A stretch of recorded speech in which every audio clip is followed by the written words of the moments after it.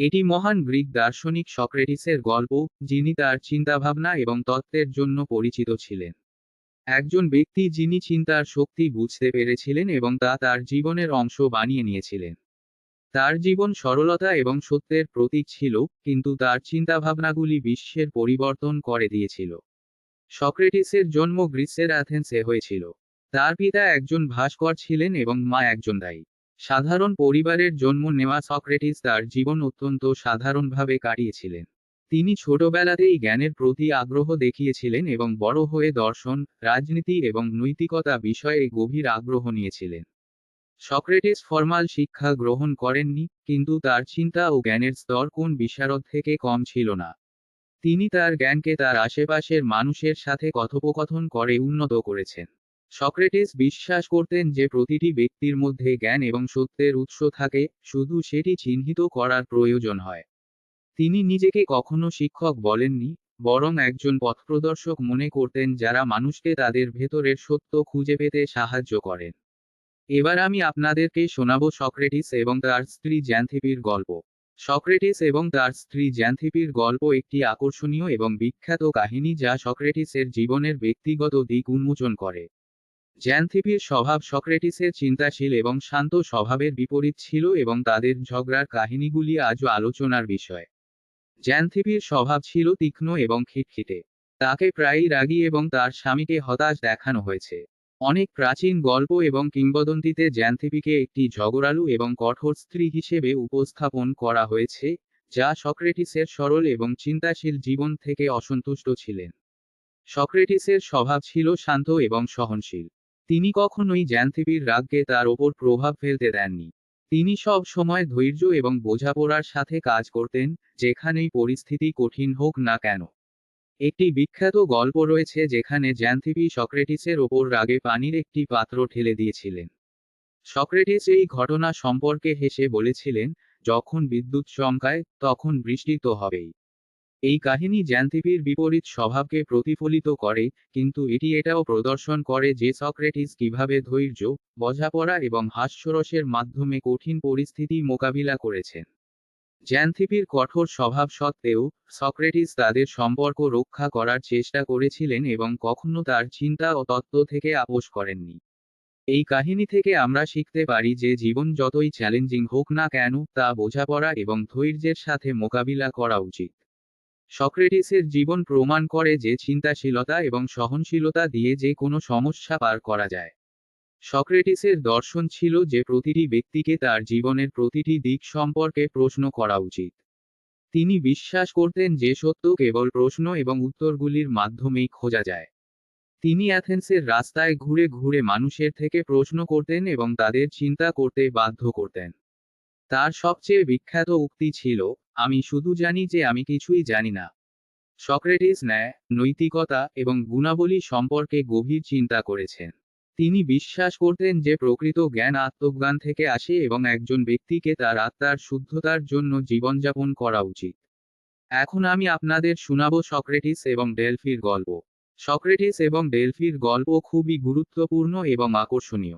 ডেলফির oracle, যা প্রাচীন গ্রিসে একটি বিখ্যাত ভবিষ্যদ্বাণীকারী হিসেবে পরিচিত ছিল, সক্রেটিসের জীবনে একটি গুরুত্বপূর্ণ ভূমিকা পালন করেছে। এই গল্পটি সেই সময়ের, যখন সক্রেটিস তার চিন্তাভাবনা এবং জ্ঞানের জন্য অ্যাথেন্সে পরিচিত হয়ে উঠেছিলেন। তার বিদ্বেষ এবং চিন্তাশীলতা তাকে অ্যাথেন্সের যুবকদের মধ্যে জনপ্রিয় করে তুলেছিল। এই সময়ে, তার শিষ্য চেরেফন ডেলফির অরাকলের কাছে একটি প্রশ্ন করেছিলেন। ডেলফির অরাকল তখন একটি খুব গুরুত্বপূর্ণ এবং পবিত্র স্থান হিসেবে বিবেচিত হতো, যেখানে পুরোহিতান অ্যাপোলো দেবতার শক্তি দ্বারা প্রভাবিত হয়ে ভবিষ্যদ্বাণী করতেন। চেরেফন অরাকলকে প্রশ্ন করেছিলেন, কোনো ব্যক্তি কি সক্রেটিসের চেয়ে বেশি জ্ঞানী? অরাকল উত্তর দিয়েছিল, সক্রেটিসের চেয়ে বেশি জ্ঞানী কেউ নেই। এই উত্তর শুনে চেরেফন এবং অন্যান্য শিষ্যরা অত্যন্ত বিস্মিত হয়েছিলেন।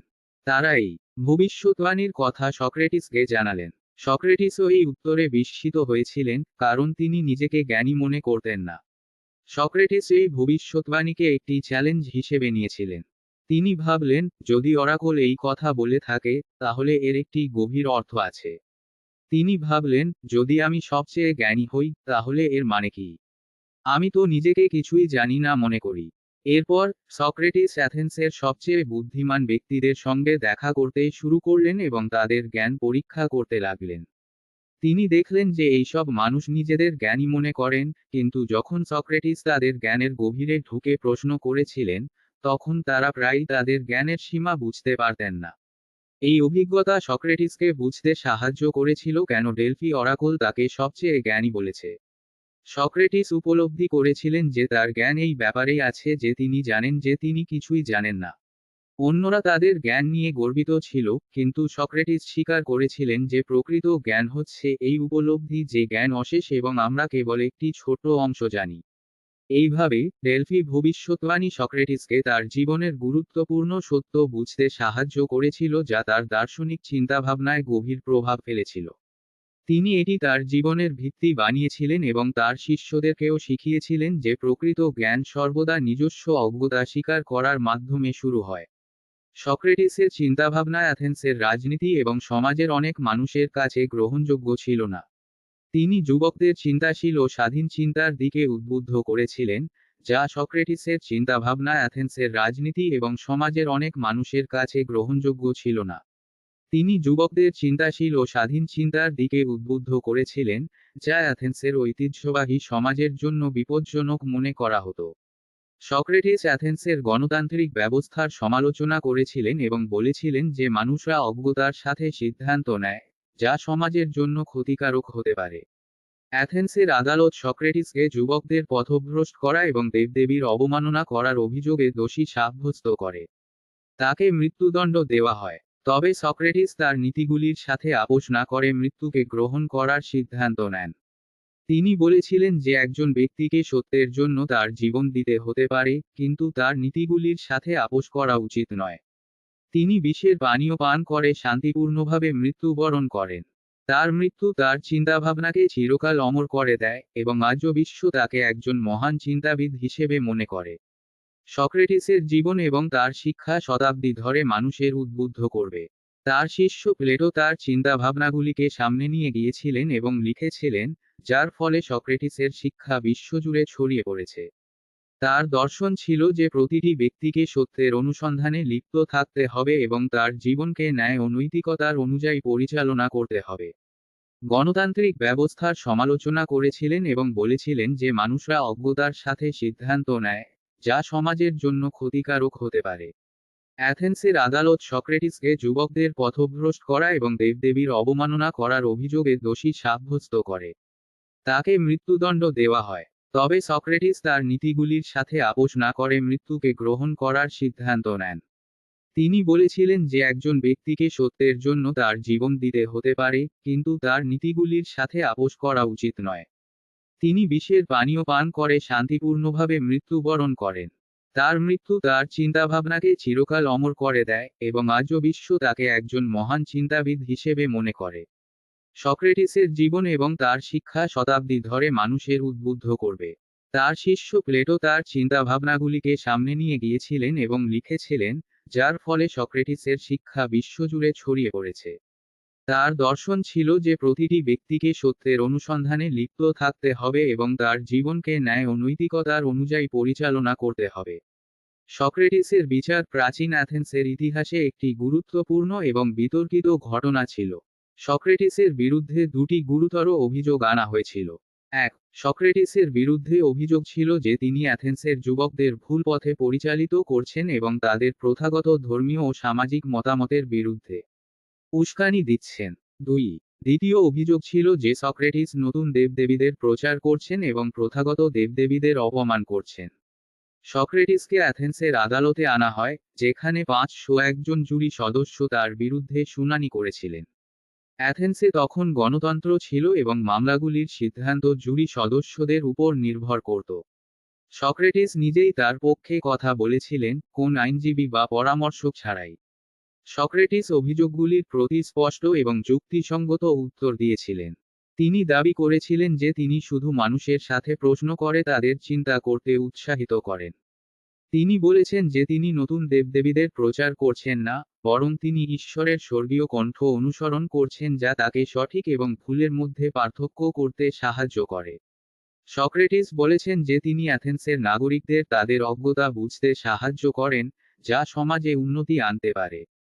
তিনি দাবি করেছিলেন যে তিনি নিজেকে কোনো জ্ঞানী মনে করেন না, বরং তিনি জানেন যে কিছুই জানেন না, এবং এটিই প্রকৃত জ্ঞান। সক্রেটিসের যুক্তিসঙ্গত উত্তর সত্ত্বেও, জুরি সদস্যরা তাকে দোষী সাব্যস্ত করেছিলেন। 280 জন সদস্য তাকে দোষী বলে মন্তব্য করেছিলেন, যখন 221 জন তার পক্ষে ভোট দিয়েছিলেন। এরপর, সক্রেটিসকে মৃত্যুদণ্ড দেওয়া হয়। তাকে হেমলক নামে একটি বিষাক্ত পদার্থ পান করতে বলা হয়, যা তখন একটি সাধারণ শাস্তি ছিল।